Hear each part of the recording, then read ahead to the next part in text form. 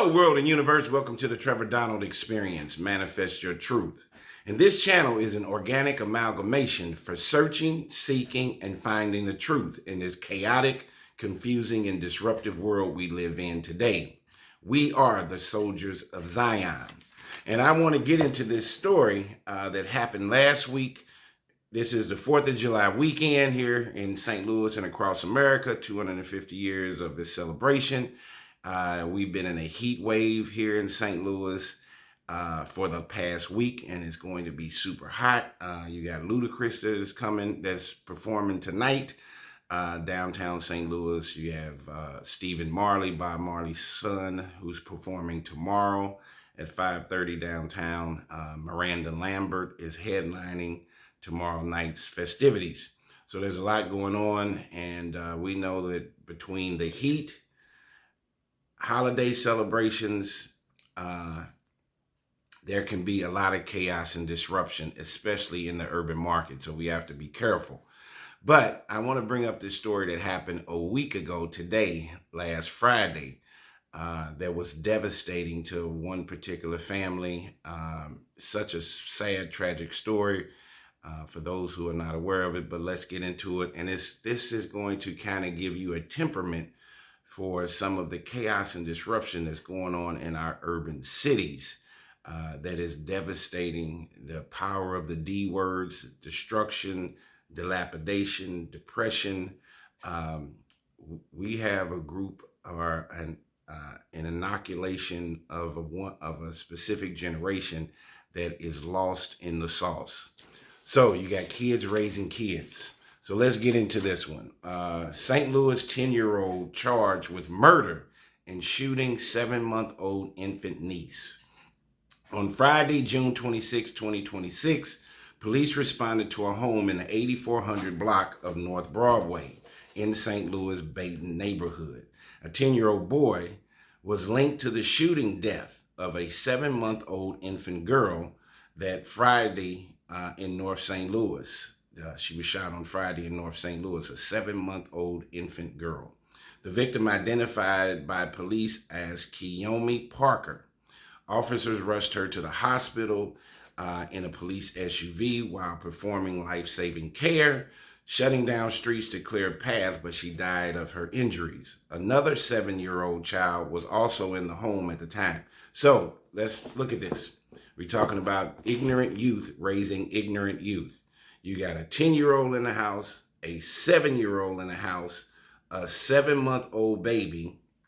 And in this story, the dad of the 7-month-old baby who got shot and killed, he's 19 years old. These are all kids. The 19-year-old dad, he shouldn't even have the title of dad, does not even have a fully developed brain. Physically, he can create a child, but mentally, he does not know how to develop a child. So here's the charge. The 10-year-old boy was charged with first-degree murder in juvenile court the following day. Based on local news research, this 10-year-old boy appears to be the youngest child. This 10-year-old boy appears to be the youngest child in Missouri's history to be charged with murder.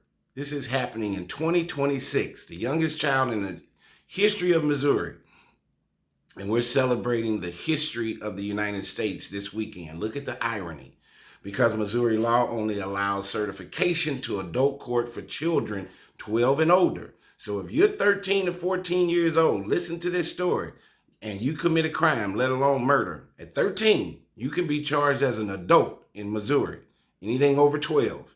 And you can go to an adult prison and deal with adult heinous criminals at 13, 14, 15 years old. What kind of crazy life would that be?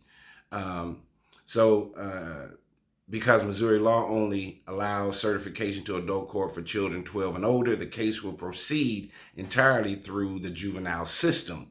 And if he's found responsible, he could remain in juvenile custody until the age of 21. So he could be there about 11 years. Now, for those who don't know, here in the St. Louis, Missouri, a guy that I know very well, grew up with my uncle, Jimmy Edwards, was a juvenile court judge for many, many years. He has since retired. He had moved on to public safety under the mayor's office for a while, but I'm sure he is glad that he is not a juvenile court judge today and have to see this case of these black kids, this 10-year-old black kid, to be presented in front of his court, and he has to make a decision, a lifelong decision on this kid.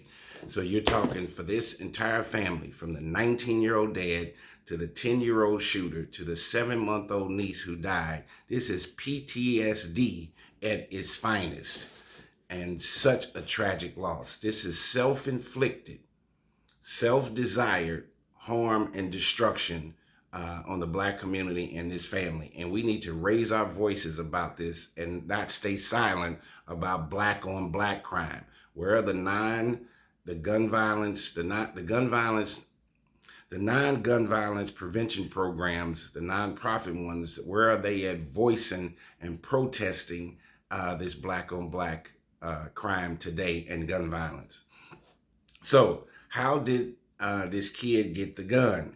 According to court documents, the boy allegedly picked up a firearm stored under a mattress and allegedly shot the infant in the head. So this gun, the dad, 19 years old, he should be somewhere going to college or some trade school, doing something constructive instead of making these babies. He's got a gun that he probably did not have legally, and he's got it under a mattress with at least 3 other kids under 10 or under in this house. So you got a 10-year-old there, a 7-year-old, and then his 7-month-old daughter. And he's got a gun that's accessible to any and everybody under a mattress. And what does he have a gun for? If you're doing positive, productive things, what does he need a gun for? The 19-year-old. So the 10-year-old boy told investigators he knew where the gun was, and that it had been accessible to him for an extended period of time, and that he even handled the gun before. This is the highest form of ignorance that you can think of. And I'm telling you, and I'm bringing this up today and doing this video today, even though this happened a week ago, because just the mentality of this 19-year-old, if he didn't have this gun, this so-called father, none of this would have taken place. And over this weekend in downtown St. Louis and in all of our major cities, you got the Taste of Chicago going on in Chicago, places in Philadelphia, New York, LA, Atlanta, all your Detroit, your major cities. There's going to be celebrations for the 250th birthday of America. And there are going to be young youth. And unfortunately, me being black, there are going to be tons of young black youth out and about causing mayhem and destruction because there is no parental advisory or any parental protection that is taking place to raise these kids appropriately. So here's the father's charges in this case. The infant's father, 19-year-old Cameron Parnell, was also arrested. He was charged with second-degree murder and multiple child endangerment charges, specifically endangering the welfare of a child resulting in death and endangering the welfare of a child creating substantial risk. Parnell told police the gun belonged to him and that he stored it under the mattress. The aftermath, the 10-year-old boy was placed in protective custody of Missouri's Children's Division and taken to a hospital for psychiatric evaluation. Yes, indeed, all of them need to see a psychiatrist. Where is the baby's mother? Was she there? And how old is she? 18, 19, 20, what is going on? She needs to see a psychiatrist. The dad needs to see one. And of course, the 10-year-old does, and let alone the 7-year-old that was there. St. Louis Police Chief Robert Tracy pointed to gun access as the core issue in this case, noting the firearm was accessible to someone who shouldn't have had it. And how did this 19-year-old even get a gun? Did he get it legally? Does he have a job? The average cost of a handgun today is $400 to $800. This is all craziness. There is an extremely high level of opaque ignorance with many young black urban youths today. No respect for humanity and or one another, let alone do they have any respect for their black elders. We today in America have a panacea of young ignorance raising young ignorance. Too many fatherless, uncle-less, grandfatherless homes, no true adult male leadership in the home. Inept inner city schools are failing these young kids today. And the young teenage black girls are far worse than the boys. Just ask any teacher, administrator, counselor at any of these middle schools or high schools. They have an animus toward any moral authority because since birth, no one has taught them the difference between right and wrong and or the word no. Dr. King, Malcolm X, W.E.B. Du Bois, Booker T. Washington, and many of our black social scholars would be embarrassed today on how our young black kids are behaving today. This is not black excellence at all.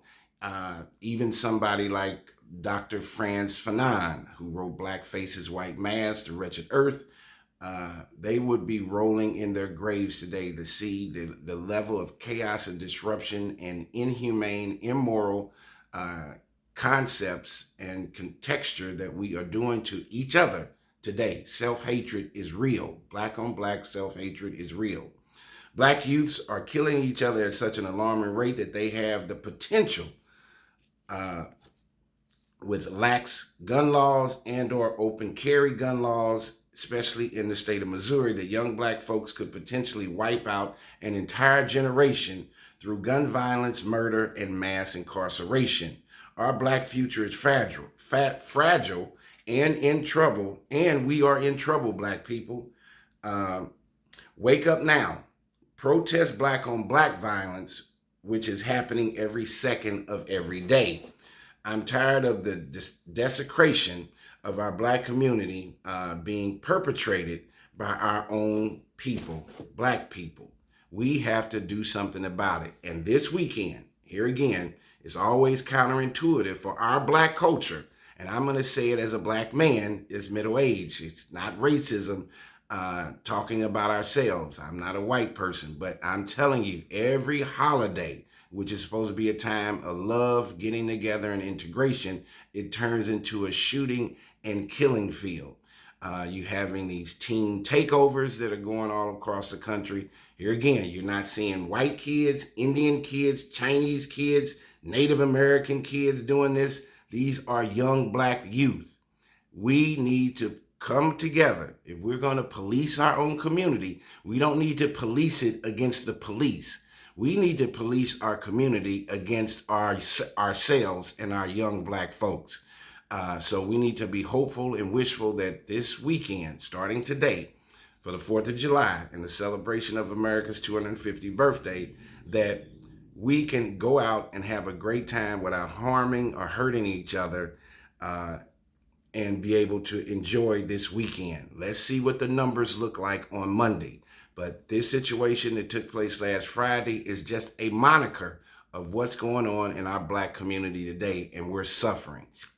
Please like, share, and let's spread this word to end this destruction that is taking place in the black community with this black on black crime. This has been the Trevor Donald Experience. Manifest your truth.